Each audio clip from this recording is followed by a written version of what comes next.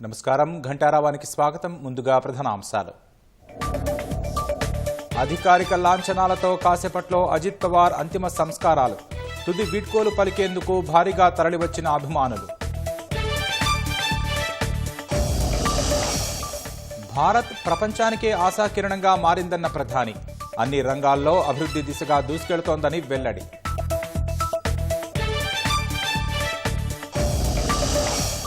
పురపాలక పోరులో గెలుపే లక్ష్యంగా పనిచేయాలన్న జూపల్లి.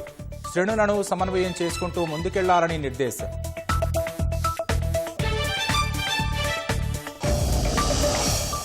లక్షలాది భక్తులతో జనసంద్రంగా మారిన మేడారం పరిసరాలు.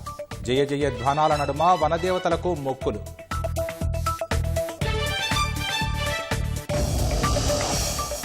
ఆకాశమే హద్దుగా దూసుకెడుతున్న బంగారం వెండి ధరలు.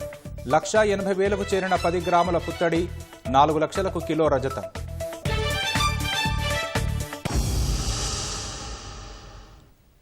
పార్లమెంటు ఉభయ సభలను ఉద్దేశించి రాష్ట్రపతి ద్రౌపది ముర్ము చేసిన ప్రసంగం 140 కోట్ల మంది భారతీయులు, ముఖ్యంగా యువత విశ్వాసాన్ని ప్రతిబింబించినట్లు ప్రధాని నరేంద్ర మోదీ తెలిపారు. అలాగే పార్లమెంటు సభ్యులకు మార్గనిర్దేశం చేస్తూ అనేక విషయాలు ప్రస్తావించారని చెప్పారు.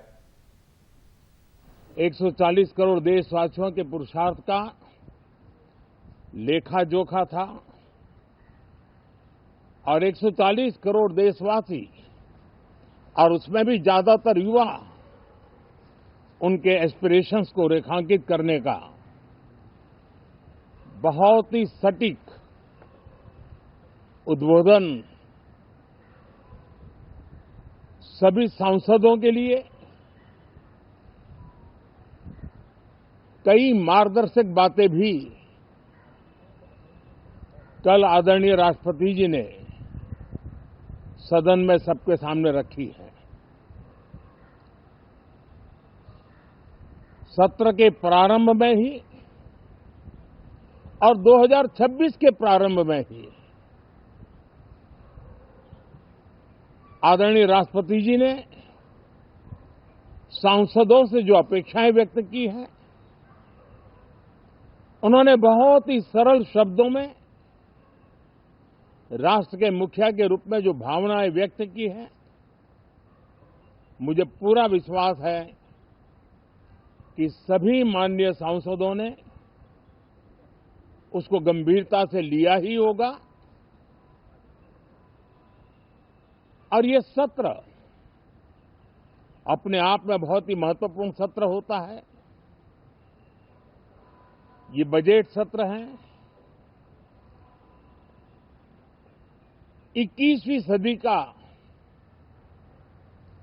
1/4 हिस्सा बीत चुका है. ये दूसरे चौथाई का प्रारंभ हो रहा है और 2047 विकसित भारत के लक्ष्य को प्राप्त करने के लिए ये महत्वपूर्ण 25 वर्ष का दौर आरंभ हो रहा है और ये दूसरे क्वार्टर का, इस शताब्दी की दूसरे क्वार्टर का ये पहला बजट आ रहा है और वित्त मंत्री निर्मला जी देश की पहली वित्त मंत्री ऐसी है, महिला वित्त मंत्री ऐसी है जो लगातार 9वीं बार देश के संसद में बजट प्रस्तुत करने जा रही है. భారత్ ఐరోపా సమాఖ్యల మధ్య కుదిరిన స్వేచ్ఛా వాణిజ్య ఒప్పందంపై అమెరికా అక్కసు వెళ్లగక్కింది.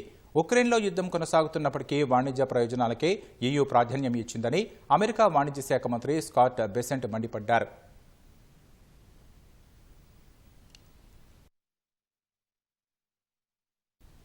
విమాన ప్రమాదంలో కన్నుమూసిన మహారాష్ట్ర ఉప ముఖ్యమంత్రి అజిత్ పవార్ అంత్యక్రియలు బారామతిలో జరుగుతున్నాయి. ప్రత్యక్ష ప్రసారం ద్వారా చూద్దాం.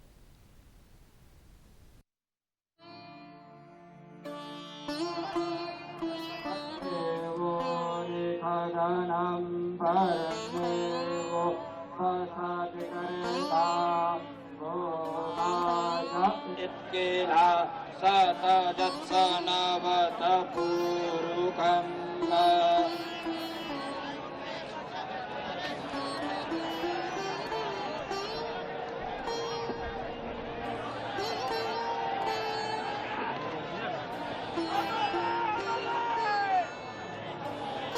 जागा सोडू नका.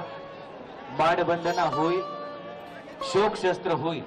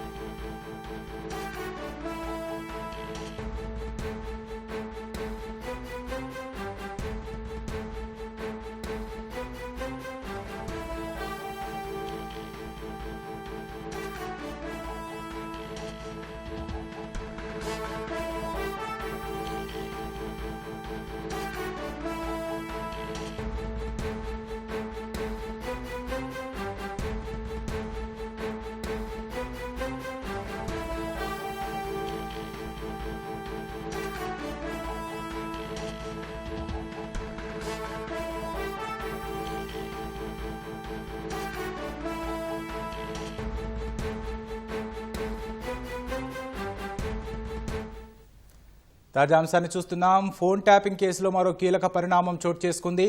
కేసీఆర్కు సిట్ అధికారులు నోటీసులు ఇవ్వనున్నారు. ఎర్రబెల్లిలోని నివాసంలో నోటీసులు అందజేయనున్నారు. రేపు విచారణకు రావాలని కేసీఆర్కు నోటీసులు ఇవ్వనున్నారు. మరింత సమాచారం మా ప్రతినిధి నాగార్జున ప్రత్యక్ష ప్రసారం ద్వారా అందిస్తారు. ట్యాపింగ్ కేసులో కీలక పరిణామం చోటు చేసుకుంది. ఈ కేసులో తెలంగాణ మాజీ ముఖ్యమంత్రి కేసీఆర్కి నోటీసులు జారీ చేసి విచారించాలని సిట్ భావిస్తోంది. ఇందులో భాగంగానే సిట్ అధికారులు కేసీఆర్కి నోటీసులు ఇవ్వడానికి సిద్ధమయ్యారు. సో మరికొద్దిసేపట్లో అంటే ఈరోజు సాయంత్రం లోపల ఆయనకి నోటీసులు అందే అవకాశం మనకు కనిపిస్తోంది. రేపు దీని మీద ఆయనకి విచారణకి రమ్మనే అవకాశం కనిపిస్తుంది. రేపు 11 గంటలకి అతని విచారణకి రమ్మనే అవకాశం ప్రస్తుతానికి మనకు అందుతున్న సమాచారం మేరకు తెలుస్తుంది. సో ఓవరాల్గా ఈ ఫోన్ ట్యాపింగ్ అంశంలో చివరి దశకి చేరుకుందని చెప్పొచ్చు. ఎందుకంటే ఈ మొదటి నుంచి కూడా మొదటి 4 అధికారులు పోలీసు అధికారులు అరెస్ట్ అయిన తర్వాత ఈ కేసులో ప్రభాకర్ రావుని విచారించారు. ఆ తర్వాత పొలిటికల్గా అప్పుడు ఉన్నటువంటి వాళ్ళందరినీ కూడా విచారించారు. నవీన్ రావు, తర్వాత హరీష్ రావు, తర్వాత కేటీఆర్ని విచారించారు. రీసెంట్గా సంతోష్ కుమార్ని కూడా మాజీ ఎంపీని కూడా విచారించారు. సో ఇందులో మొదటి నుంచి కూడా కన్ఫెషన్ స్టేట్మెంట్లో ఏవైతే ప్రధానంగా మనం చెప్తూ వస్తున్నామో రాధాకిషన్ రావు తర్వాత భుజంగరావు చెప్పినటువంటి కన్ఫెషన్ స్టేట్మెంట్లు ఈ కేసులో ప్రధాన నిందితుడిగా ఉన్నటువంటి ప్రభాకర్ రావు నియామకం అంతా కూడా అప్పట్లో ఆయన కన్ఫెషన్ స్టేట్మెంట్లో భాగంగా ఈ రాధాకిషన్ రావు భుజంగరావు కన్ఫెషన్ స్టేట్మెంట్లో ప్రధానంగా అందులో ప్రస్తావించడం జరిగింది. కోర్టు కూడా ఈ విషయాన్ని కూడా చెప్పడం జరిగింది. అప్పుడు ఏ విధంగా ప్రభాకర్ రావుని అతన్ని నియమించారనే దానిపై అప్పుడు కొంత ప్రశ్నలు తలెత్తగా అప్పుడు ఉన్నటువంటి ప్రభాకర్ రావు ఇటువంటి సామాజిక వర్గానికి చెందినటువంటి వ్యక్తిని నియమించాలని భావించడం, దానికి అనుగుణంగానే అతని నియామకం జరిగింది. దీనిలో కీలకమైనటువంటి నేతలంతా ఇన్వాల్వ్ అయి ఉన్నారని చెప్పేసి అప్పుడు కన్ఫెషన్ స్టేట్మెంట్లో నమోదు చేశారు. సో దాంతోపాటుగా రాధాకిషన్ రావు అంటే టాస్క్ ఫోర్స్ ఓఎస్డీగా పనిచేసినటువంటి రాధాకిషన్ రావు ఇచ్చినటువంటి కన్ఫెషన్ స్టేట్మెంట్లో ప్రభాకర్ రావు రెగ్యులర్గా అప్పుడు ఉన్నటువంటి ప్రగతి భవన్ అంటే కేసీఆర్ అక్కడే నివాసం ఉండేవారు, అక్కడికి వెళ్ళొస్తుండేవారు. అక్కడి నుంచి వచ్చిన ఆదేశాలు ప్రణీత్ రావుకు చెప్పేవారు. ప్రణీత్ రావు అక్కడ ఎస్ఐబి కార్యాలయంలో కూర్చొని ఎవరెవరి ఫోన్ ట్యాపులు చేయాలని ఫోన్ ట్యాపింగ్ చేయడం, తర్వాత అక్కడి నుంచి నేరుగా మాకు ఆదేశాలు ఇచ్చేవారనేది ఆ కన్ఫెషన్ స్టేట్మెంట్లో స్పష్టంగా వాళ్ళు ప్రధానంగా ప్రస్తావించారు. ఇదే విషయాన్ని కన్ఫెషన్ స్టేట్మెంట్ని వాళ్ళ కోర్టు కూడా సమర్పించారు. సో దీన్ని బట్టి చూస్తే కనుక వరుసగా ఈ కేసులో లింక్ ఉన్న వాళ్ళందరినీ కూడా ఒక్కొక్కసారిగా విచారించాలని భావిస్తున్నారు. సో ఇందులో భాగంగానే కేసీఆర్కి కూడా 160 CRPC కింద నోటీసులు ఇచ్చి విచారించాలని భావిస్తున్నారు. ఇందులో ఫోన్ ట్యాపింగ్ కేసు సంబంధించి వాళ్ళు ఇచ్చిన కన్ఫెషన్ స్టేట్మెంట్లో భాగంగా మీకున్నటువంటి సమాచారం ఏమిటి, మీరు ఏమైనా ఆదేశాలు ఇచ్చారా, సో ప్రభాకర్ రావు నియామకం ఇతర నేతలపై 2023 ఎన్నికల సమయంలో ఇతర నేతలపై ఇప్పుడు ఉన్నటువంటి ప్రతిపక్ష నేతలు తర్వాత బీజేపీ సహా ఇప్పుడు ముఖ్యమంత్రిగా ఉన్న అప్పుడు ప్రతిపక్ష నేతగా ఉన్నటువంటి రేవంత్ రెడ్డి, అతని కుటుంబ సభ్యులు, జర్నలిస్టులు, ఇతర రంగాలకు చెందిన వాళ్ళందరి మీద కూడా నిఘా పెట్టిన అంశం పైన మీకు సమాచారం ఎంత మేరకు ఉందనే అంశాలను కూడా అతన్ని విచారించే అవకాశం ఉంది. ప్రస్తుతానికైతే ఇప్పటి వరకు విచారించినటువంటి 4 పోలీసు అధికారులు తర్వాత కస్టోడియల్ విచారణ చేసినటువంటి ప్రభాకర్ రావు, ఈ కేసులో A1గా ఉన్నటువంటి ప్రభాకర్ రావు ఇచ్చినటువంటి స్టేట్మెంటు, కస్టోడియల్ విచారణలో చేసినటువంటి రిపోర్టు, దాంతోపాటుగా కేటీఆర్, హరీష్ రావు, నవీన్ రావు తర్వాత సంతోష్ కుమార్ నుంచి సేకరించినటువంటి డేటా, వీటన్నిటి ఆధారంగా ఈ విచారణ చేయనున్నారు. వీటన్నిటిని కూడా ఆయన విచారణ మొత్తాన్ని కూడా స్టేట్మెంట్ రికార్డ్ చేయడం, తర్వాత వీడియోగ్రఫీ చేయడం, వీటన్నిటిని కూడా చేసి త్వరలోనే దీనికి సంబంధించినటువంటి ఒక అనుబంధ ఛార్జ్షీట్ని దాఖలు చేయాలని సిట్ భావిస్తోంది. సో అందులో భాగంగానే ఇప్పుడు కేసీఆర్ విచారణ చాలా కీలకంగా అని వాళ్ళు భావిస్తున్నారు. ఈ సంబంధించినటువంటి విచారణ కూడా చాలా పకడ్బందీగా జరిగే అవకాశం మనకి కనిపిస్తోంది. సో ఇప్పటి వరకు ఈ కేసులో 4 అధికారులు అరెస్ట్ అయ్యారు. ప్రధాన నిందితుడిగా A1గా ఈ కేసులో ప్రభాకర్ రావు ఉన్నారు. A6గా ఒక న్యూస్ ఛానల్ MD ఉన్నారు. సో ఈ ప్రభాకర్ రావు ఇచ్చినటువంటి ఆదేశాల మేరకు ఈ 4 అధికారులు పనిచేశారు. కింద ఉన్నటువంటి A6గా ఉన్నటువంటి అంటే మనకి వాళ్ళ కన్ఫెషన్ స్టేట్మెంట్ మెన్షన్ చేసినటువంటి దాని ప్రకారం ప్రభాకర్ రావు రెగ్యులర్గా ప్రగతి భవన్కి వెళ్ళొస్తున్న అనే విషయాన్ని కూడా వీళ్ళు కన్ఫెషన్ స్టేట్మెంట్లో వాళ్ళు ఏమేం చేశారనేది వెల్లడించారు. సో దీని ఆధారంగానే విచారించే అవకాశం ఉంది. దీంతో పాటుగా కొన్ని ఎలక్టోరల్ బాండ్లకు సంబంధించినటువంటి వ్యవహారం పైన కూడా ఆరా తీసే అవకాశం ఉంది. మన కేటీఆర్ విచారణ సమయం కూడా ఈ ఎలక్టోరల్ బాండ్ల విషయంలో కొన్ని బలవంతంగా తీసుకున్నారు, ఇందులో కొన్ని కిట్ ప్రోకోలు జరిగాయనే విషయానికి సంబంధించి కొన్ని ఆధారాలు సిట్ సేకరించింది. సో దీని మీద మీకున్నటువంటి సమాచారం ఎంతవరకు ఉందనే దానిపైన కూడా అతను విచారించారు. మరోవైపు అప్పుడు ప్రధానంగా భుజంగరావు కన్ఫెషన్ స్టేట్మెంట్లో వాళ్ళు ప్రస్తావించినటువంటి అంశం ఏంటంటే మీరు బీఆర్ఎస్లో ప్రతిపక్ష నేతలతో పాటుగా బీఆర్ఎస్కి వ్యతిరేకంగా పనిచేసే బీఆర్ఎస్ నేతల మీద కూడా నిఘా ఉంచారనే విషయాన్ని కూడా వాళ్ళు ప్రస్తావించడం జరిగింది. దీని మీద కూడా విచారణ జరిగే అవకాశం ఉంది. సో ఫోన్ ట్యాపింగ్ కేసు కేవలం కొన్ని అసాంఘిక శక్తులు, ఇతర టెర్రరిస్టులు, ఇతర యాక్టివిటీ తర్వాత మావోయిస్టుల యాక్టివిటీ మీద రెగ్యులర్గా ఫోన్ ట్యాపింగ్ అనేది ఒక రివ్యూ కమిటీ ఉంటుంది, దాని మీద చేయాల్సినటువంటి అంశం. సో వాళ్ళ వరకే చేయాలి కాబట్టి దీని పరిధి దాటి ఎందుకు చేశారు అంశాల మీద కూడా వాళ్ళు చేశారు. కాబట్టి దీని మీద అప్పుడు మీరు ప్రభుత్వం ముఖ్యమంత్రిగా ఉన్నారు కాబట్టి అప్పుడు మీకు దీని మీద ఉన్నటువంటి సమాచారం ఏమిటి అనే మీద కూడా ఆయన ప్రశ్నించే అవకాశం ఉంది. సో అప్పుడు దీనికి సంబంధించిన వివరాలకు సంబంధించి మీకు ఎలాంటి సమాచారం ఉంది, సో దీని మీద ఫోన్ ట్యాపింగ్ జరుగుతున్నటువంటి విషయాల్లో రివ్యూ కమిటీకి ఈ విషయాలని తెలియజేశారా, ఆ రివ్యూ కమిటీకి సంబంధించిన వివరాలు మీకు ఏమైనా తెలుసా, సో ఇవన్నీ విషయాలు కూడా విచారణకు వచ్చే అవకాశం ఉంది. సో ఓవరాల్గా ఇతని స్టేట్మెంట్ రికార్డ్ చేసిన తర్వాత ఫైనల్గా కేసీఆర్ స్టేట్మెంట్ కూడా రికార్డ్ చేసిన తర్వాత ఒక అనుబంధ ఛార్జ్షీట్ని కోర్టులో సిట్ బృందం దాఖలు చేసే అవకాశం మనకు కనిపిస్తుంది. ఆల్రెడీ ఒక ఛార్జ్షీట్ని దాఖలు చేశారు. దీని అన్నింటి కూడా అప్పుడు 618 మంది ఈ కేసులో విక్టిమ్స్ ఉన్నారు. వాళ్ళందరినీ కూడా పోలీసులు దర్యాప్తులో భాగంగా గుర్తించారు. వాళ్ళందరూ స్టేట్మెంట్లు కూడా తీసుకున్నారు. మరికొంతమంది కొత్త సిట్ ఫామ్ అయిన తర్వాత, సజ్జన నేతృత్వంలో ఒక సిట్ ఫామ్ అయిన తర్వాత ఈ కేసు మరింత వేగం పెరగడం, ఆ తర్వాత ఒక్కొక్కరిగా అప్పుడు కొన్ని గ్యాప్స్ ఫిల్ చేయాల్సి ఉంది. అంటే 618 మంది స్టేట్మెంట్లో భాగంగా కొంతమంది స్టేట్మెంట్స్ ఇంకా క్లియర్గా తీసుకోవాలని భావించి మరికొంతమంది పిలిచారు, మాజీ ఎమ్మెల్యేలను పిలిచారు. ఆ తర్వాత ఇతర కొంతమంది ముఖ్య నేతలు, అప్పుడు పనిచేసినటువంటి ప్రభుత్వంలో పనిచేసిన ముఖ్య నేతలను కూడా రీసెంట్గా విచారించడం జరిగింది. సో ఇవన్నింటినీ స్టేట్మెంట్ని ఆల్రెడీ రికార్డ్ చేశారు. వీడియోగ్రాఫీలన్నింటి కూడా త్వరలో కోర్టుకు సబ్మిట్ చేయనున్నారు ఒక అనుబంధ ఛార్జ్షీట్ రూపంలో. సో దాదాపు ఈరోజు ఆయనకి కేసీఆర్కి నోటీసులు జారీ చేసిన తర్వాత సాయంత్రానికి ఒక క్లారిటీ వచ్చే అవకాశం ఉంది. రేపు ఆయన విచారణకి పిలుస్తారని, మనకి విచారణకు రమ్మంటారని తెలుస్తుంది. సో రేపు విచారణకి ఆయన హాజరవుతారా, లేక ఇంకేమైనా ఎగ్జామ్షన్ కోరతారా, లేక నోటీసులు ఇచ్చిన తర్వాత మనకి క్లారిటీ వచ్చే అవకాశం. ప్రస్తుతానికైతే పోలీసులు, సిట్ అధికారులు కేసీఆర్కి నోటీసులు మరికొద్దిసేపట్లో అందజేయనున్నారు. Vote you.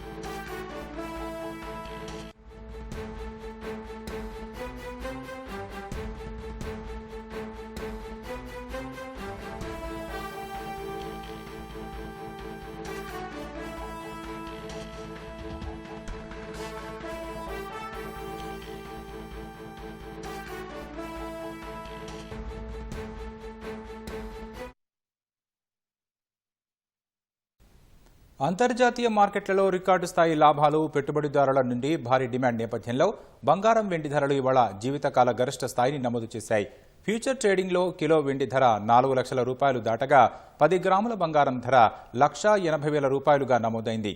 ఇవాళ 22,090 రూపాయల వృద్ధితో వెండి కిలో ధర 4,07,456కు చేరింది. కొనుగోలుదారుల డిమాండ్ కారణంగా 14,586 రూపాయలు పెరిగి 10 గ్రాముల బంగారం ధర 1,80,501 రూపాయలతో నూతన గరిష్టాన్ని నమోదు చేసింది. అంతర్జాతీయ మార్కెట్లో బంగారం ఫ్యూచర్స్ తొలిసారి ఔన్సుకు $5,600 మార్కును అధిగమించాయి. పారిశ్రామిక డిమాండ్ పెరగడంతో పాటు అమెరికా డాలర్ బలహీనపడడమే వెండి ధరల పెరుగుదలకు కారణమని విశ్లేషకులు అంటున్నారు.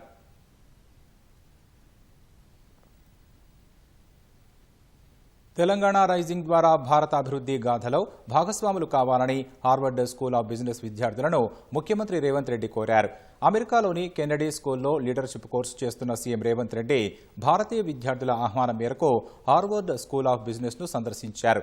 హార్వర్డ్ స్కూల్ ఆఫ్ బిజినెస్ విద్యార్థుల వృత్తిపరమైన అవకాశాలు, సవాళ్లపై సీఎం రేవంత్ రెడ్డి చర్చించారు.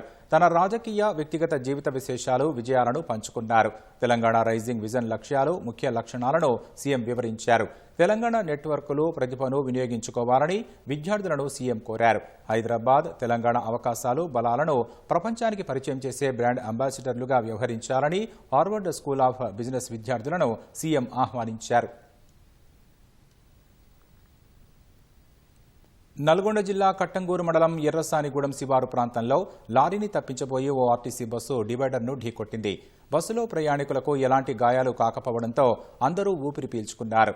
స్థానికుల సమాచారం మేరకు పోలీసులు ఘటనా స్థలానికి చేరుకొని ప్రమాదంపై దర్యాప్తు చేపట్టారు.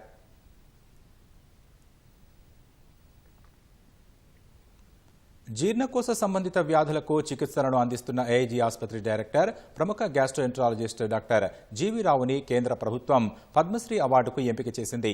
వేలాది మందికి జీర్ణకోశ వ్యాధులకు చికిత్స చేసిన ఆయన పరిశోధనలకు సైతం పెద్దపీట వేస్తుంటారు. ఎప్పటికప్పుడు అందుబాటులోకి వచ్చే ఆధునిక టెక్నాలజీని అందిపుచ్చుకుని రోగులకు నాణ్యమైన వైద్య సేవలు అందిస్తుంటారు. త్వరలోనే డయాబెటీస్ ని సైతం ఎండోస్కోపీతో నయం చేయవచ్చుంటున్న డాక్టర్ జీవీ రావుతో ఈటీవీ ముఖాముఖి. ప్రముఖ gastro enterologist AIG hospital director అయినటువంటి డాక్టర్ జీవి రావు గారికి పద్మశ్రీ అవార్డు వరించింది. ప్రస్తుతం ఆయన మనతో ఉన్నారు. మరి ఈ సంతోషాన్ని ఆయన మాటలను తెలుసుకుందాం. Sir, first of all congratulations. So ఎలా అనిపిస్తోంది? అండ్ గ్యాస్ట్రో ఎంట్రాలజీకి చాలా ప్రాముఖ్యత ఉంది. ఈ రంగంలో మీరు చేసిన సేవలకు కానీ గుర్తింపు దక్కిందనుకోవచ్చు. ఆ ఫీల్ ఎలా ఉంది? First and foremost actually ETV ప్రేక్షకులకి thank you so much for seeing us on the thing for taking your messages. ఈ అవార్డ్ అనేదేమా యాక్చువల్లీ నాకు it is out of the blue. You got it. This award is given recognition of clinical services provide చేయడం కానీ, research కానివ్వండి, patient care కానివ్వండి at AIG hospitals. So నేను పర్సనల్గా I feel that ఈ award is dedicated to AIG hospitals. Sir, AIG హాస్పిటల్కి ఇదే కాదు, ఇంతకు ముందు కూడా మీ చైర్మన్ గారికి పద్మశ్రీ, పద్మభూషణ్, పద్మవిభూషణ్ వచ్చింది. ఇప్పుడు మళ్ళీ ఇంకో పద్మశ్రీ మీ హాస్పిటల్ మీ కిరీటంలోకి వచ్చి చేరింది. సో ప్రస్తుతం మేజర్గా ఎలాంటి రీసెర్చ్ మనం చేస్తున్నాము, దానివల్ల ఈ రికగ్నైజేషన్ వచ్చింది అనుకోవచ్చా? On clinical side we have very advanced technology loaded departments మా దగ్గర. అంటే state of the art technologies are every department is loaded with technology loaded right. Second thing is we have clinicians who are trained in this for this technology. ఏదో technology ఉంది కదా అని మనకి training లేకపోతే కాదమ్మా అది. So we are trained in it. The third important aspect that we are giving importance to the human touch. So we are taking care that we have regular discussions with the doctors regarding technology, training and also the empathy factor, the human touch that we have. Ee moodu kalsi personally we feel that actually the outcomes of procedures are good, patients' outcomes are good, and we are able to do good service to the people basically because of lot of support. Not only this, it has become part and parcel of every specialty, but artificial intelligence heavyగా invest చేస్తుంది అంటే మెడిసిన్లోనేమా. If you see any other thing, actually all the IT industries are interested only in hospital facility because they feel there is lot of scope to improve there. So ఈ scope which is the human error వల్ల miss అయ్యే chances which can be overcome by artificial intelligence. Actually, మా హాస్పిటల్లో మీరా అని medical assistant robotics assistant పెట్టాము.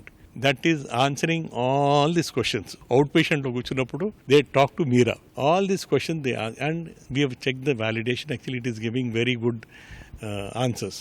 So most of the apprehensions are gone by that time actually, and they are very happy with Meera. So మీరు చాలా years నుంచి gastroenterology doctor. ఇప్పుడు గ్యాస్ట్రోఎంట్రాలజికల్ disease గురించి ఎక్కువ అవేర్నెస్ ఉంది. కానీ మీ యంగర్ ఏజ్లో మీరు మెడిసిన్ చూస్ చేసుకున్నప్పుడు బహుశా ఇంత అవేర్నెస్ లేకపోయి ఉండొచ్చు. సో పర్టికులర్గా why gastroenterology? Very good question మా. అంటే ఇనీషియల్గా మేము మెడిసిన్లో ఉన్నప్పుడు cardiology was the most happening speciality and the thing. Neurology కూడా కొంచెం తక్కువ, బట్ కార్డియాలజిస్ట్ అంటే they use to look up on this thing actually, పెద్ద పెద్ద హీరోస్ లాగా. Gastroenterology was never a subject actually. But two things that have happened, Amma, on medical side, the introduction of endoscope. On surgical side, the introduction of laparoscope. ఈ రెండు వచ్చే వరకు the procedures have become simplified. Diagnosis better అయిపోయింది. And కొన్ని diseases we were able to treat them without surgical procedures. There are a lot of procedures. Endoscopy ఇంతకుముందు మేము students ఉన్నప్పుడు అయితే అల్సర్ డిజీజ్ ప్రతి లిస్ట్లో 15 కేసులు ఉండేది. Ulcer disease, chronic duodenal ulcer operate చేసేవాడు. ఇప్పుడు వీ డోంట్ ఆపరేట్ ఉంది because medicines have come.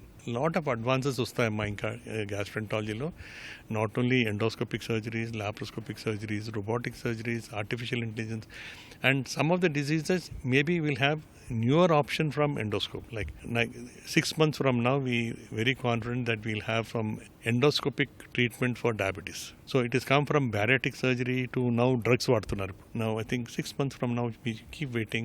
I can give it to you in writing. We'll have an endoscopic treatment for diabetes. Diabetes కి endoscopic treatment నిజంగా అంటే వినడానికి చాలా కొత్తగా ఉంది. ఎందుకంటే ఒక్కసారి డయాబెటీస్ వస్తే ఇది ఎప్పటికీ తగ్గదు, లైఫ్ టైం దీంతో సఫర్ అవ్వాల్సిందే, అండ్ దీనివల్ల అదర్ ఆర్గాన్స్ కూడా ఎఫెక్ట్ అవుతాయి. ఇది అందరూ భయపడే విషయం. సో మీరు ఇంత సింప్లిఫైడ్ గా చెప్తున్నారు, ఇది క్యూర్ అవుతుందా మరి దీంతో?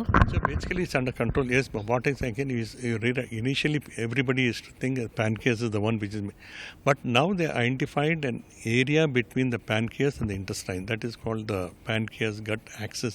I said understanding disease is very important. ఏదో టెక్స్ట్ బుక్ లో రాశారని we cannot just follow. We have to see why this is happening and చూడాలి కదమ్మా. That is what the research means actually. So now the research has identified that the beginning of the small intestine, the duodenum అనేది, that is the most important factors which is also responsible for the glycemic control. So now they're going to make some alterations in the gut, and some phase 3 trials are going on which showed very good results. The endoscopy procedure is an outpatient procedure, can be repeated, and suppose if it is helping patient, yes, I think it.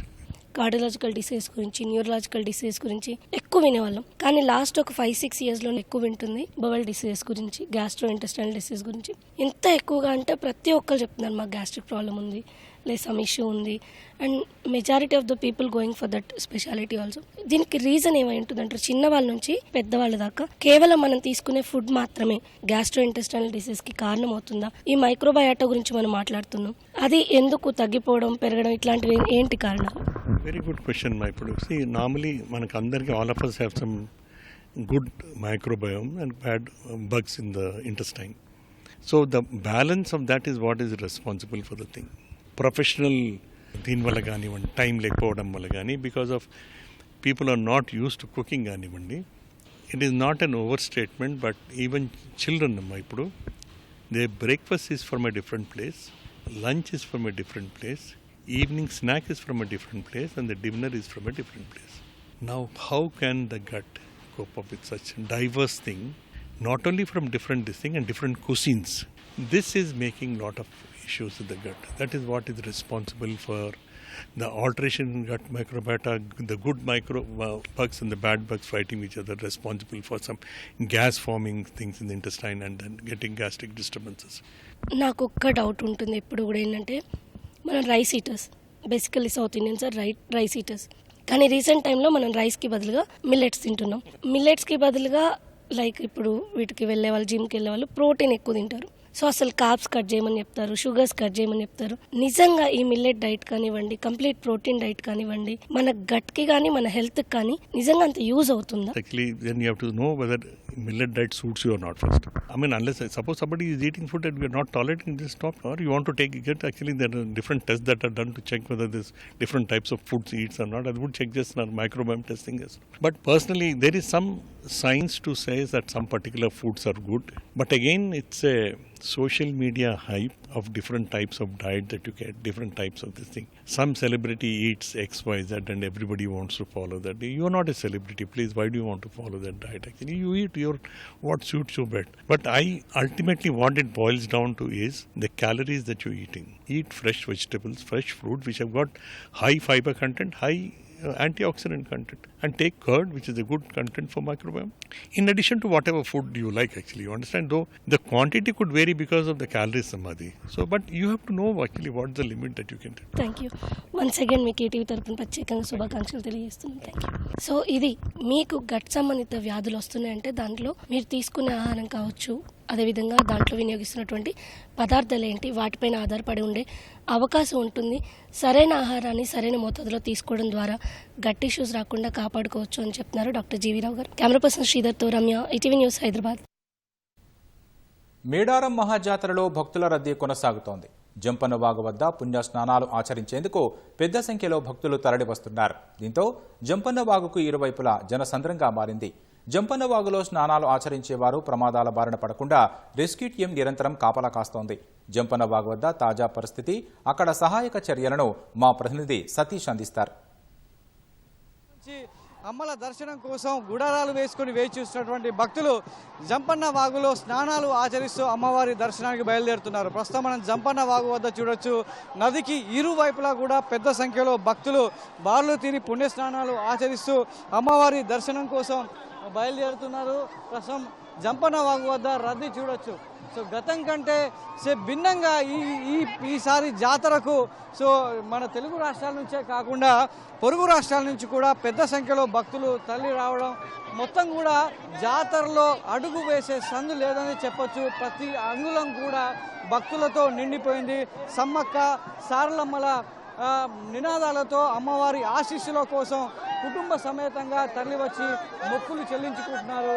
అందులో భాగంగా ప్రస్తుతం ప్రతి భక్తుడు కూడా జంపన్న వాగుకు వచ్చి పుణ్యస్నానాలు ఆచరించిన తర్వాతే అమ్మవారి దర్శనానికి వెళ్ళడం జరుగుతుంది. వ్యక్తిగత వాహనాల్లో వచ్చే వాళ్ళు జంపన్న వాగు పై భాగంలో ఊరట్టం వద్ద ఏర్పాటు చేసినటువంటి పార్కింగ్ వద్ద వచ్చి వాళ్ళ వాహనాలను నిలుపుకొని సామాన్లు కావచ్చు, వాళ్ళ గుడారాలను ఏర్పాటు చేసుకొని కుటుంబ సమేతంగా వచ్చి జంపన్న వాగులో పుణ్యస్నానాలు ఆచరిస్తున్నారు. అదేవిధంగా ఆర్టీసీ బస్సుల్లో వచ్చే వాళ్ళు మేడారంకు సంబంధించి గద్దెలకు 2 కిలోమీటర్ల దూరంలో ఏర్పాటు చేసినటువంటి ఈ బస్టాప్ వద్ద అక్కడ దిగి వాళ్ళ సామాన్లను అక్కడ పెట్టుకొని కుటుంబం పిల్ల జల్లలతో అదేవిధంగా ముల్లె మూటలతో ఇక్కడికి వచ్చి జంపన్న వాగుకు వచ్చి పుణ్యస్నానాలు ఆచరించడం, అదేవిధంగా కొత్త దంపతులు కావచ్చు, పెళ్లి కాని వాళ్ళు వచ్చైతే వరం పట్టడం, జంపన్న వాగులో వరం పడుతూ డప్పు చప్పుల మధ్య తమ ఆనందాన్ని వ్యక్తం చేస్తూ జాతరలో ఎంతో సందడిగా గడుపుతున్నారు. దీంతో జంపన్న వాగు పరిసరాలు మొత్తం కూడా కిక్కిరిసిపోయాయనే చెప్పొచ్చు. ఇంకా అసలు జాతర రేపు అమ్మవార్లు ఇద్దరు కూడా రేపు గద్ద మీద కొలువై ఉండడంతో ఆ నిండుదనాన్ని జాతర నిండుదనాన్ని చూసేందుకు పెద్ద సంఖ్యలో భక్తులంతా కూడా వేచి చేస్తున్నారు. ఇంకా సంఖ్య పెరిగే అవకాశం ఉన్నట్లు కూడా చెప్తున్నారు. అయితే జంపన్న వాగు వద్ద పుణ్యస్నానాలు ఆచరించే సమయంలో భక్తులకు ఎలాంటి ఇబ్బంది లేకుండా నీళ్లలో చిన్నపిల్లలు కావచ్చు, వృద్ధులు, మహిళలు పెద్ద సంఖ్యలో ఉండడం, అదేవిధంగా అమ్మవారికి సంబంధించినటువంటి చాలామంది భక్తులు ఒడిబియ్యంతో వచ్చి స్నానాలు ఆచరిస్తున్నటువంటి క్రమంలో వారికి ఎలాంటి ప్రమాదం లేకుండా ఎస్డిఆర్ఎస్ సిబ్బంది ఎప్పటికప్పుడు రెస్క్యూ చేస్తూ వాళ్ళని కాపాడే ప్రయత్నం చేస్తున్నారు. నిరంతరం నిఘా ఏర్పాటు చేస్తున్నారు. సో మరి దీనికి సంబంధించి శివకుమార్ మనతో పాటున్నారు. శివకుమార్, చెప్పండి, ఈ జంపన్న వాగుకు సంబంధించి రెస్క్యూ ఎలా కొనసాగుతుంది? పెద్ద సంఖ్యలో భక్తులు తరలి వస్తున్నారు కదా, మీరు బోట్ ద్వారా ఎలా పర్యవేక్షిస్తున్నారు? ఇక్కడ మనం కొన్ని పార్టీలే విడిపోయి ఉన్నామండి తమ్ముడు. మనకి ఇక్కడ ఏంటంటే మనం ఇక్కడ బోర్డు మధ్యలో ఆపుకొని అందరినీ పరిశీలిస్తుంటాం. ఇక్కడ ఎవరైనా మనకు ఇన్ఫర్మేషన్ వచ్చిందంటే ఎమ్మడి అక్కడికి పోయి వాళ్ళని రెస్క్యూ చేయడం జరుగుతుంది. ఇక మనకు ఇట్లా వరుసగా బోట్లు ఉన్నాయి. ఇక్కడ నుంచి మాతో పాటు ఎన్డీఆర్ఎఫ్ వాళ్ళు కూడా చేస్తున్నారు, ఎస్డీఆర్ఎఫ్తో కలిసి చేస్తున్నారు వాళ్ళు కూడా. ఇక్కడ నుంచి వరుసగా మనకు 5 బోట్లు ఉంటాయి వరుసగా. ఎక్కడైతే లోతు ఎక్కువ ఉందో ఆ ప్రాంతంలో మేము ఎక్కువ గస్తీ కాస్తున్నాము. నీటిలో కాకుండా ఒడ్డున కూడా ఉండి మా వాళ్ళు చూస్తూ ఉంటారు. ఎక్కడైతే మునిగిపోయినట్టు మనకు తెలుస్తుందో ఎంబడే మనం అక్కడికి పోయి వాళ్ళని రెస్క్యూ చేయడం జరుగుతుంది. ఎంతమంది రెస్క్యూ చేశారు? ఏదైనా ప్రమాదాలు జరిగాయి? ఇంతకుముందు మొన్న 2 days బ్యాక్ ఒక ముగ్గురు మునిగిపోతుంటే మా వాళ్ళు ఎస్డీఆర్ఎఫ్ టీం పోయి ముగ్గురిని లైవ్గా అంటే ప్రాణాలతో కాపాడడం జరిగిందండి. ముగ్గురు బతికే ఉన్నారు. వాళ్ళకి ఎటువంటి హాని కాకుండా చూసుకున్నాము. స్నానం కోసం వచ్చే వాళ్ళు కుటుంబాల్లో చిన్నపిల్లలు ఉన్నారు, మహిళలు ఉన్నారు, వాళ్ళు అమ్మవారు వచ్చిన వాళ్ళు కూడా ఉన్నారు కాబట్టి వాళ్ళని ఎట్లాంటి జాగ్రత్తగా చెప్తున్నారు? చిన్నపిల్లలు అయితే లోపలికి తీసుకురావద్దని చెప్తున్నామండి. ఓన్లీ ఒడ్డు ఆ మెట్ల దగ్గరే ఉండాలి, లో తక్కువ ఉన్న కాడే స్నానాలు చేయాలి, అక్కడ అట్టే పోవాలని చెప్తున్నాము. లోపలికి వచ్చి రిస్క్ తీసుకోకూడదు, మీకు ఇంకా ప్రాణహాని ఉందని చెప్పి. ఎందుకంటే మధ్యలో ఎక్కడ లోతున్నా తెలియదు వాళ్ళకు. మాకంటే తెలుసు, అవగాహన ఉన్నాయి కానీ మేము బోట్లు వేసుకొని అక్కడ ఉంటున్నాం. వాళ్ళకి తెలియదు కదా, లోపల రాకుండా చూసుకుంటున్నాం వాళ్ళని. ఎక్కడెక్కడ లోతుంది? భక్తులు ఎంత లోపలికి వచ్చి స్నానాలు చేస్తున్నారు కదా, వాళ్ళకి ఎలా ప్రమాదం ఉందా? ఇక్కడ ప్రస్తుతానికి అయితే ఈ ఏరియా లేదండి. ఉన్న దగ్గర మనం అన్నీ కట్టేసి పెట్టాము, రోప్స్ కట్టేసి పెట్టాము సరౌండింగ్స్ దా, అక్కడ మేము ఉంటాం. ఎంతమంది టీంలు జంపన్న వాగులో ఎన్ని రోజుల నుంచి పహారా కాస్తున్నారు? ఇప్పటివరకు ఎలాంటి ప్రమాదాలు లేకపోవడం సో ఎట్లా వరకు మీకు? ఇప్పుడు మేము వచ్చేసి 17 నుంచి చేస్తున్నామండి, 17వ తారీఖు చేస్తున్నాము. మేము ఒక 100 మంది ఎస్డీఆర్ఎఫ్ టీం ఉంది. మాకు సపోర్ట్గా ఫిషరీస్ వాళ్ళు కానీ ఎన్డీఆర్ఎఫ్ వాళ్ళు కానీ నిన్న వాళ్ళు వచ్చారు, మాకు సపోర్ట్గా వాళ్ళు వచ్చారు. స్ట్రెంత్ సరిపోవట్లేదని అప్పటి నుంచి మేము ప్రతిరోజు ఇక్కడే 3 షిఫ్ట్లో చేసుకున్నాము. 3 షిఫ్ట్లుగా ప్రతి షిఫ్ట్కి 30 మందిగా అట్లా చొప్పున డ్యూటీలు చేస్తూ ఉంటున్నాం. ఎన్ని రోజులు అంటే జాతర రేపు ఇంకా మహా ఉధృతంగా ఉండబోతుంది, చాలా మంది భక్తుల సంఖ్య పెరిగే అవకాశం ఉంది కాబట్టి మీ టీములు కూడా ఎంతవరకు పెంచే అవకాశం ఉంది? ఇప్పుడు మేము రేపటి రోజున అందరం ఉండే ఛాన్స్ ఉంది. మేము 100 మందికి 100 మంది కూడా డ్యూటీ చేసే ఛాన్స్ ఉంది. ఎందుకంటే క్రౌడ్ ఎక్కువ ఉన్నది, కంట్రోల్ కాలేకపోతుంది ఇక్కడ. సో అందరం చేసే ఛాన్స్ ఎక్కువ ఉంది ఇక్కడ. గజ ఈతగాళ్ళు ఎంతమంది ఉన్నారు మీతో పాటు? వాళ్ళ సహాయం ఎలా ఉంది ఇక్కడ? రెవెన్యూ వాళ్ళు బయట ఉంటారు, డిపార్ట్మెంట్ వాళ్ళు అందరూ బయట. ఓన్లీ వాటర్ల రెస్క్యూ సంబంధించి మాత్రం ఫిషరీస్ కానీ బయట నుంచి ప్రైవేట్గా ఈతగాలం కానీ తీసుకొచ్చి పెట్టారు. ఇంకా ఎన్డీఆర్ఎఫ్ వాళ్ళు మనకు సరిపోవట్లేదని చెప్పి ఎన్డీఆర్ఎఫ్ వాళ్ళు కూడా నిన్న రీసెంట్గా తీసుకొచ్చారు. వాళ్ళు అడ్జస్ట్ చేస్తున్నారు, మన ఎస్డీఆర్ఎఫ్ వాళ్ళు అడ్జస్ట్ చేస్తున్నారు. భక్తులు ఎంతవరకు మీకు సహకరిస్తున్నారు, మీ సూచనలు పాటిస్తున్నారు? మ్యాక్సిమం అందరూ చెప్పినట్టు వింటున్నారు. కొందరు ఉంటారు కదా అని తాగి వచ్చే వాళ్ళు, అట్లా వాళ్ళు మీరు జాగ్రత్తగా తీసుకోవాల్సి వస్తుంది. వాళ్ళ దగ్గరికి పోయి చెప్పి మెల్లగా సంధానించి బయట తీసుకుపోవాల్సి వస్తుంది. Thank you Shivakumar. ఇది జంపన్న వాగులో ఎస్డీఆర్ఎఫ్ కావచ్చు, అదేవిధంగా రెస్క్యూ టీమ్స్ అంతా కూడా ఎప్పటికప్పుడు పహారా కాస్తూ పిల్లలను అదేవిధంగా మహిళలను ఇబ్బంది లేకుండా చూసుకుంటున్నారు. అదేవిధంగా ఎక్విప్మెంట్లో రెస్క్యూ టీమ్ ఎక్విప్మెంట్లో రక్షణ పరికరాలు కూడా సిద్ధం చేసి పెట్టుకున్నారు. ఎందుకంటే చాలామంది వృద్ధులు పెద్దవాళ్ళు ఉన్నారు కావడంతో వాళ్ళు లోతట్టు ప్రాంతం అంటే లోతుకు వెళ్ళే కొద్దీ నీరు ఎక్కువగా ఉన్నటువంటి ప్రాంతాలకు వెళ్ళే అవకాశం ఉంది. ఎందుకంటే ఈ జాతర సంబరాల్లో పిల్లలతో కలిసి ఎక్కువగా మహిళలు కావచ్చు అంతా నది మధ్యలోకి వచ్చి స్నానాలు ఆచరిస్తున్నటువంటి క్రమంలో వాళ్ళకి ఎలాంటి ఇబ్బంది లేకుండా ఉండేందుకు తగిన రక్షణ పరికరాలు కూడా ఈ బోట్లో ఉంచడం జరిగింది. ఈ ఎస్డీఆర్ఎఫ్తో పాటు గజ ఈతగాళ్ళు కూడా ఒడ్డున ఉండి ఎప్పటికప్పుడు సమీక్షిస్తూనే ఉన్నారు. దీనికి సంబంధించి అధికారులంతా కూడా జంపన్న వాగు మీద నిఘా పెట్టడం జరిగింది. మరోవైపు నదిలోనే స్నానం ఆచరించకుండా నదికి ఒడ్డున ఇరువైపులా కూడా జల్లు స్నానాలు ఏర్పాటు చేయడం జరిగింది. ప్రత్యేకించి క్లోరినేషన్ చేసినటువంటి వాటర్తో బోరు ద్వారా ఏదైతే జల్లు స్నానం కూడా ఏర్పాటు చేయడం జరిగింది. దీంతో భక్తులంతా కూడా నదిలోనే కాకుండా ఒడ్డున మెట్ల ద్వారా ఒడ్డున జల్లు స్నానాలు కూడా ఆచరిస్తూ జంపన్న వాగులో ఏదైతే సమ్మక్క కుమారుడిగా భావించేటువంటి జంపన్న ఉన్నాడో ఆ జంపన్నకు సంబంధించి నదిలో ఆత్మార్పణ చేసుకోవడంతో సంపంగ వాగు కాస్త జంపన్న వాగుగా మారిందనేది చారిత్రకంగా. సో దీనికి సంబంధించి ఆధారాలు ఉన్నాయి కాబట్టి ఈ నదిలో స్నానం చేస్తే భక్తులకు ఒక విశ్వాసం, ఎంతో అంగరంగ వైభవంగా అమ్మవారి ఆశీస్సులు లభిస్తాయని చెప్పేసి ఎంతో ఉత్సాహంతో యువత కావచ్చు పెద్దలంతా కూడా జల్లు స్నానాలు ఆచరిస్తూ అమ్మవార్ల దర్శనానికి వెళ్తున్నారు. ఇది ప్రస్తుతం జంపన్న వాగు వద్ద భక్తులు ఆచరిస్తున్నటువంటి పుణ్యస్నానాల పరిస్థితి. కెమెరామెన్ రమణ మహేష్తో సతీష్, ఈటీవీ న్యూస్, మేడారం. ములుగు జిల్లా గట్టమ్మగుట్ట ఆలయం భక్తులతో కిటకిటలాడుతోంది. మేడారంలో వన దేవతలను దర్శించుకోవడానికి ముందు గట్టమ్మగుట్ట ఆలయానికి భక్తులు వెళతారు. గట్టమ్మగుట్ట ఆలయానికి సంబంధించి తాజా సమాచారం మా ప్రతినిధి లింగయ్య అందిస్తారు. వే ఆఫ్ మేడారం జాతరగా ప్రసిద్ధి కాంచిన ములుగు జిల్లా గట్టమ్మ దేవస్థానానికి గత వారం రోజులుగా భక్తులు పోటెత్తుతున్నారు. మరీ ముఖ్యంగా నిన్నటి నుంచి పెద్ద ఎత్తున భక్తులు గట్టమ్మ ఆలయానికి తరలివచ్చి ఇక్కడి వనదేవతలను కూడా సందర్శించుకుంటున్నారు. గట్టమ్మ ఆలయానికి ప్రత్యేకమైన చరిత్ర ఉంది, దశాబ్దాల చరిత్ర ఉంది. మేడారం జాతరకు వెళ్ళే ప్రతి భక్తుడు కూడా ఇక్కడి ములుగు జిల్లాలోని గట్టమ్మ దేవస్థానానికి వచ్చి ఇక్కడ అమ్మవారిని దర్శించుకొని ఆశీస్సులు తీసుకొని ఇక్కడి నుంచి మేడారం జాతరకు వెళ్ళడం ఆనవాయితీగా వస్తుంది. ఎక్కడెక్కడో సుదూర ప్రాంతాల నుంచి, వివిధ జిల్లాల నుంచి, రాష్ట్ర నలుమూలల నుంచే కాకుండా దేశ నలుమూలల నుంచి వస్తున్న భక్తులు, ప్రత్యేకంగా ఆదివాసీలు ప్రత్యేకంగా ఈ గట్టమ్మ దేవస్థానాన్ని సందర్శించుకోవడం, ఇక్కడ అమ్మవారిని ఆశీస్సులు తీసుకొని మొక్కులు చెల్లించడం ఆనవాయితీగా వస్తుంది. ఇందులో భాగంగానే నిన్నటి నుంచి భక్తుల రద్దీ మరింత పెరిగింది. పెద్ద ఎత్తున భక్తులు ఇక్కడికి వచ్చి అమ్మవారిని ఆశీస్సులు తీసుకొని ఇక్కడి నుంచి మేడారం మహాజాతరకు బయలుదేరుతున్నారు.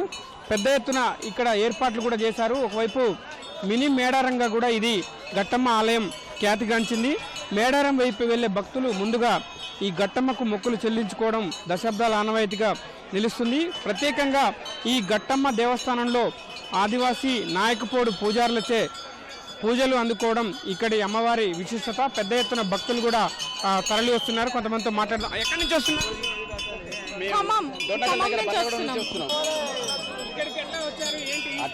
ఆర్టీసీ త్రూనే వచ్చాం. తెలీదు. దేవాలయం ప్రజల దేవత కాదు, నమ్మకున్న కోరికలు నెరవేరుతాయని చెప్పేసి అని అందరూ చెప్తుంటే మేము కూడా ఫస్ట్ టైం వచ్చాము. లాస్ట్ టైం వచ్చాము, ఈసారి కూడా నెక్స్ట్ టైం ఆర్టీసీ బస్సులో వచ్చాము. ఈసారి కూడా మేము హైదరాబాద్ నుంచి వస్తున్నాం. హైదరాబాద్ నుంచి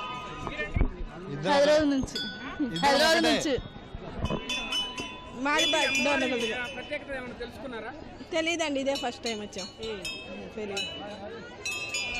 మేము హన్మకొండ నుంచి వచ్చినాం.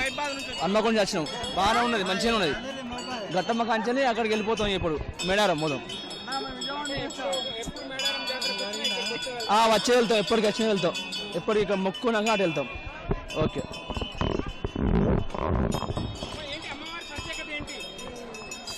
సమ్మక్క సారక్క తల్లి చాలా అందరినీ హృదయాలలో ఉండిపోయింది.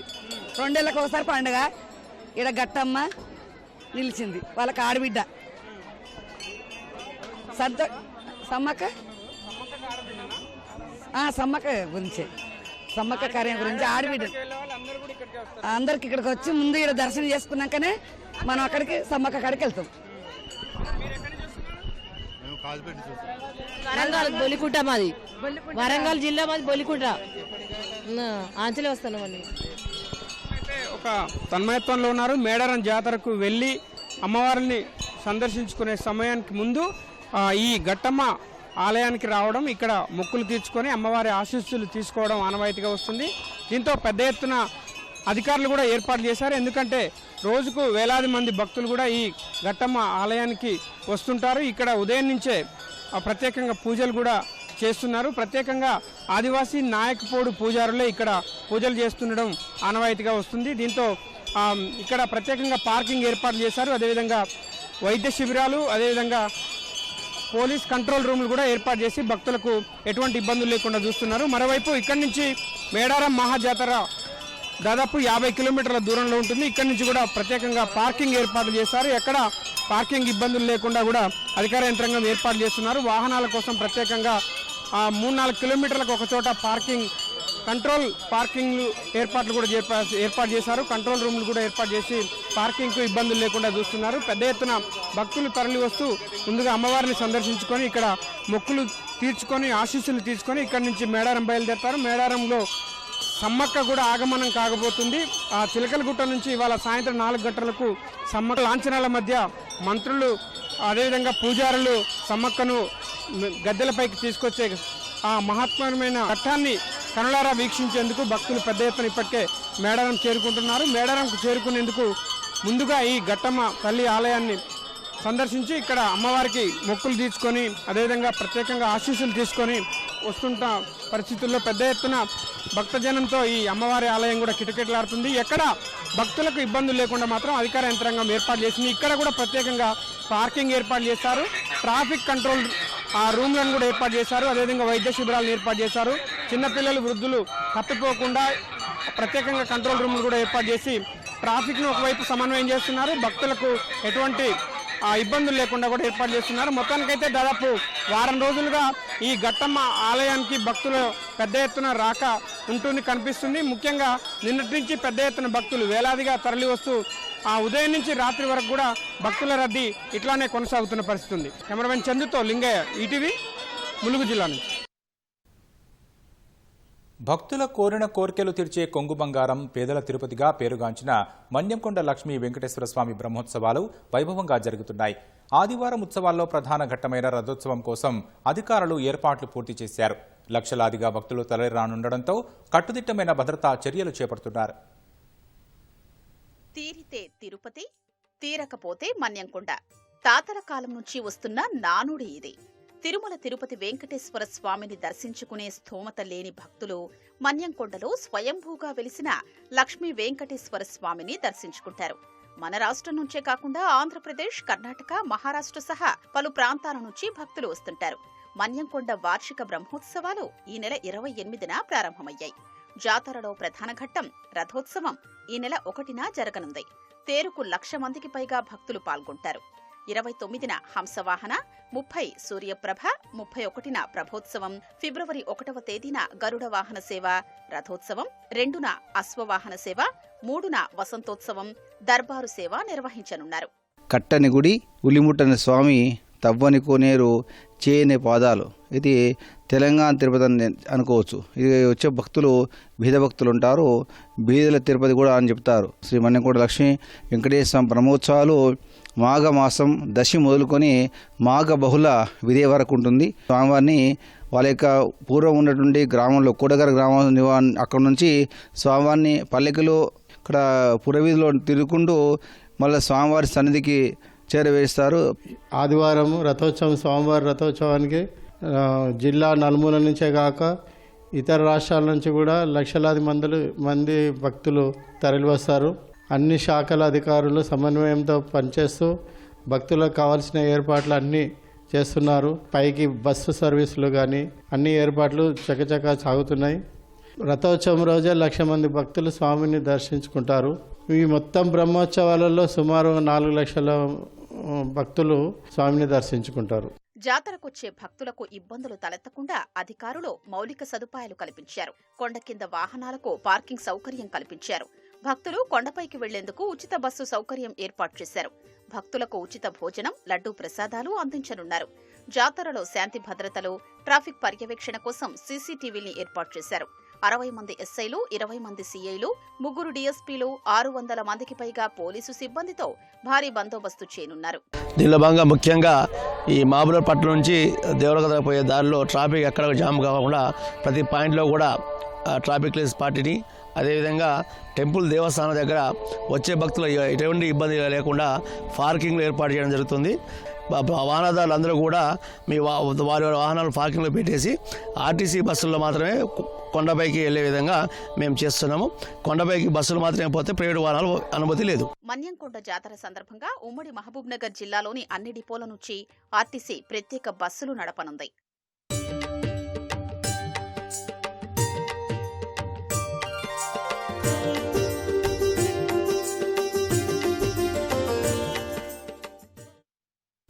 యాదగిరిగుట్ట శ్రీ లక్ష్మీ నరసింహస్వామి ఆలయానికి సంబంధించి 10 లక్షల రూపాయల విలువైన బంగారం, వెండి డాలర్లు మాయమయ్యాయి.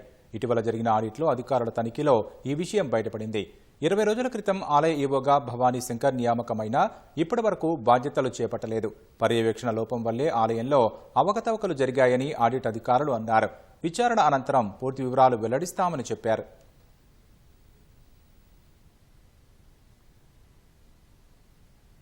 వింగ్స్ ఇండియా 2026 మెగా ఈవెంట్ వేదికగా విమానయాన రంగంలో అత్యాధునిక గ్రౌండ్ సపోర్ట్ టెక్నాలజీని పరిచయం చేస్తోంది ప్రముఖ సంస్థ టెక్సెసా. విమానాలకు అవసరమైన ground power units, recharge power systems, fuel fitness work, high pressure fuel regulating valves వంటి కీలక పరికరాలు ఈ సంస్థ ఉత్పత్తి చేస్తోంది. ఎయిర్పోర్ట్ ఆపరేషన్స్లో భద్రత, నాణ్యత, అంతర్జాతీయ ప్రమాణాలు ఎలా పాటిస్తున్నారు అనే అంశాలపై సంస్థ ప్రతినిధి ముఖాముఖి.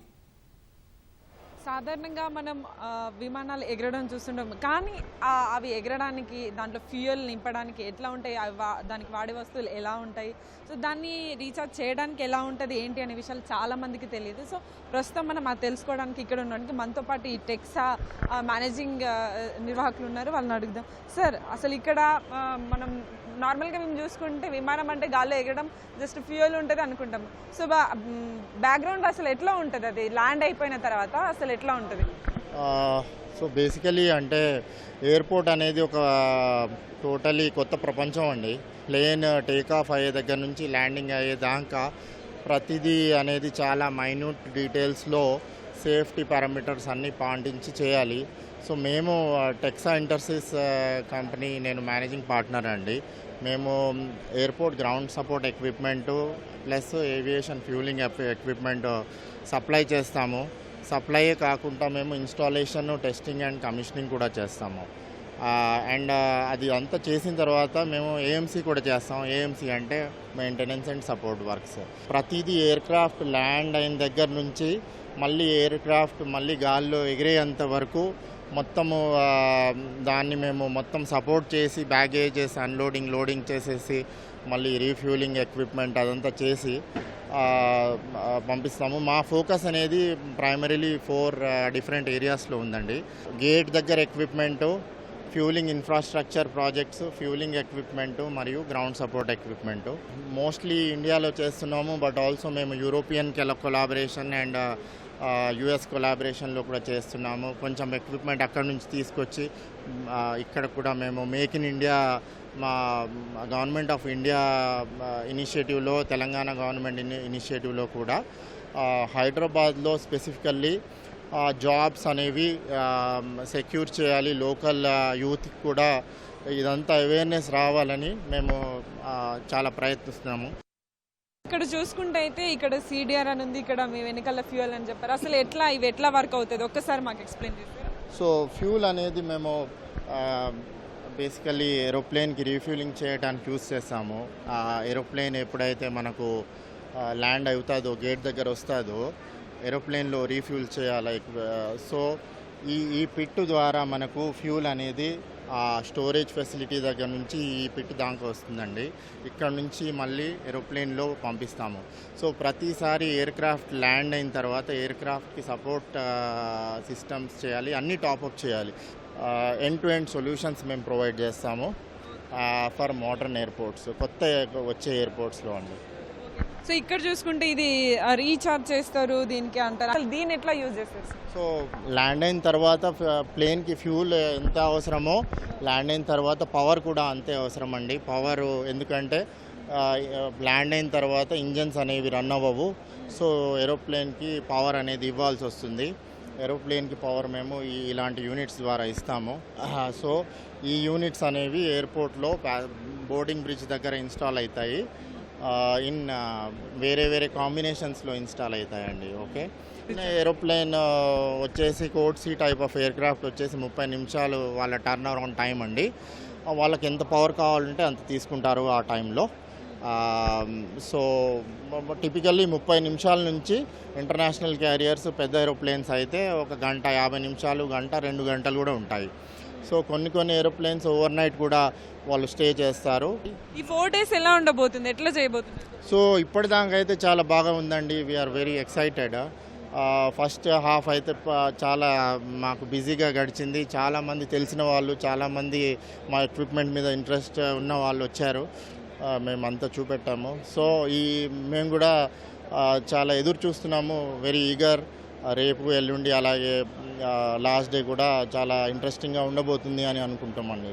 మేము B2B కూడా కమ్యూనికేషన్ చేస్తున్నాము. బిజినెస్ మీటింగ్స్లో, కాన్ఫరెన్స్లలో కూడా పాల్గొంటున్నాము స్టేక్ హోల్డర్స్తోని. బెంగళూరు ఎయిర్పోర్ట్ కానివ్వండి, అదానీ కానివ్వండి, GMR వాళ్ళతోటి, ఎయిర్పోర్ట్ అథారిటీ వాళ్ళతోటి. So sooner or later we will definitely మనకు బిజినెస్ అనేది చేస్తాం మేము వీళ్ళతోటండి.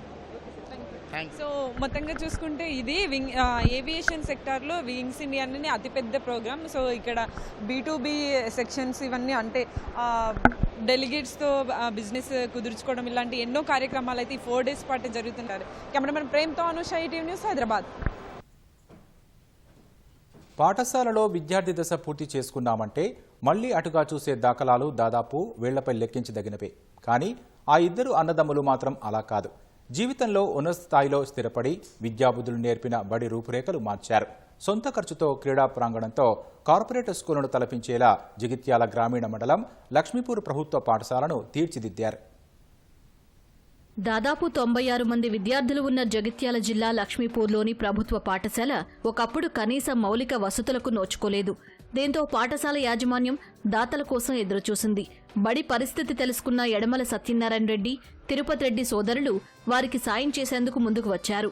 వీరు ఒకప్పుడు ఇదే బడిలో ఓనమాలు దిద్ది ఇప్పుడు ఉన్నత స్థాయిలో స్థిరపడ్డారు. ప్రస్తుతం రాంకీ సంస్థ పేరుపై ఎన్నో సామాజిక కార్యక్రమాలు చేపడుతున్నారు.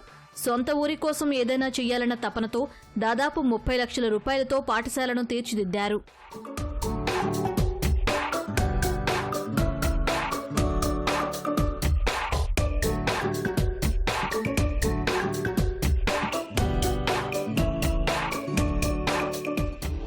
ఒకప్పుడు విద్యార్థులు లేక చిన్నబోయిన ఆ పాఠశాలలో చుట్టుపక్కల గ్రామాల నుంచి సైతం విద్యార్థులు వచ్చి చేరుతున్నారు.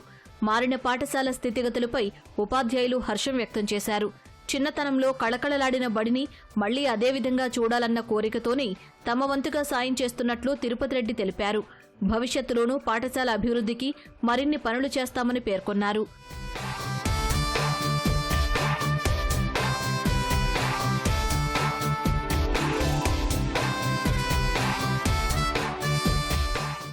నేను ఇదే స్కూల్లో చదువుకున్నాను.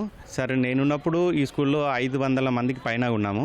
దీన్ని ఎలాగైనా ప్రైవేట్ స్కూళ్లకు ధీటుగా తీర్చిదిద్దాలన్న ఆలోచనతోటి మా అన్నగారు రామ్కీ గ్రూప్ వైస్ ప్రెసిడెంట్ హైదరాబాద్లో ఉంటారు. వారి సహకారం 25 లక్షల రూపాయలతోటి బాస్కెట్బాల్ కోర్టు 10 లక్షలతో, తర్వాత ఈ పాఠశాల కూడా చాలా వర్షాకాలం వస్తే వాటర్ లీకేజ్ తోటి ఇబ్బందిగా ఉండేది. దాన్ని కూడా మేము కంప్లీట్గా రెనోవేషన్ చేయించాము.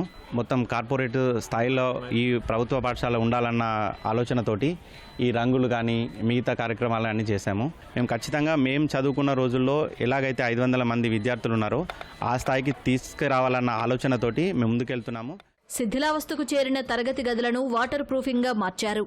డిజిటల్ తరగతులను అందుబాటులోకి తీసుకొచ్చారు. పాఠశాలలో ప్రత్యేకంగా ఏర్పాటు చేసిన బాస్కెట్బాల్ కోర్టుపై విద్యార్థులు ఆనందం వ్యక్తం చేస్తున్నారు. దీనివల్ల విద్యార్థుల్లో క్రీడా స్ఫూర్తి పెరుగుతోందని ఉపాధ్యాయులు తెలిపారు. మునుపటి కన్నా విద్యార్థుల సంఖ్య క్రమంగా పెరుగుతుండటం ఆనందంగా ఉన్నట్లు వెల్లడించారు.